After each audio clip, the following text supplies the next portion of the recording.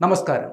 തന്നെയും കുഞ്ഞിനെയും ഭർത്താവ് അവഗണിക്കുന്നു എന്ന് പാലക്കാട് മരിച്ച നിലയിൽ കണ്ടെത്തിയ മീരയുടെ ആത്മഹത്യാക്കുറിപ്പ്. തന്നോടും ആദ്യ ഭർത്താവിലുള്ള തൻ്റെ കുഞ്ഞിനോടും അനൂപിന് സ്നേഹവും പരിഗണനയും കുറഞ്ഞെന്ന് പോലീസിന് ലഭിച്ച മീരയുടേതെന്ന് കരുതുന്ന ആത്മഹത്യാക്കുറിപ്പിൽ പറയുന്നുമുണ്ട്. അതേസമയം തന്നെ പാലക്കാട് പുതുപരിയാരത്ത് ഭർത്തൃവീട്ടിൽ യുവതി ആത്മഹത്യ ചെയ്ത സംഭവത്തിൽ യുവതിയുടെ ബന്ധുക്കളെയും ഇന്ന് പോലീസ് ചോദ്യം ചെയ്യും.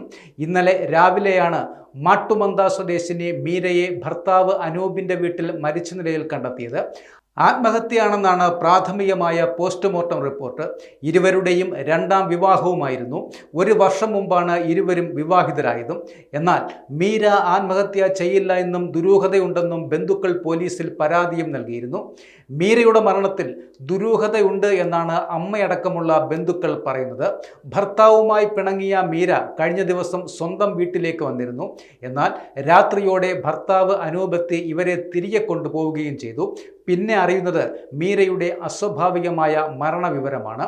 ഭർത്താവിൻ്റെ അതിക്രമം ചൂണ്ടിക്കാട്ടിയുള്ള മീരയുടേതെന്ന് കരുതുന്ന ആത്മഹത്യാക്കുറിപ്പ് വീട്ടിൽ നിന്നും കണ്ടെത്തുകയും ചെയ്തിരുന്നു. ആത്മഹത്യയെന്ന നിഗമനത്തിലെത്തിയ പോലീസ് ബന്ധുക്കളുടെ പരാതിയിൽ സ്വാഭാവിക മരണത്തിന് കേസും എടുത്തിരുന്നു. ഭർത്താവിനെയും ഭർത്തൃവീട്ടുകാരെയും വിശദമായി ചോദ്യം ചെയ്ത ശേഷം മറ്റു നടപടികളിലേക്ക് കടക്കുവാനാണ് പോലീസിൻ്റെ തീരുമാനം.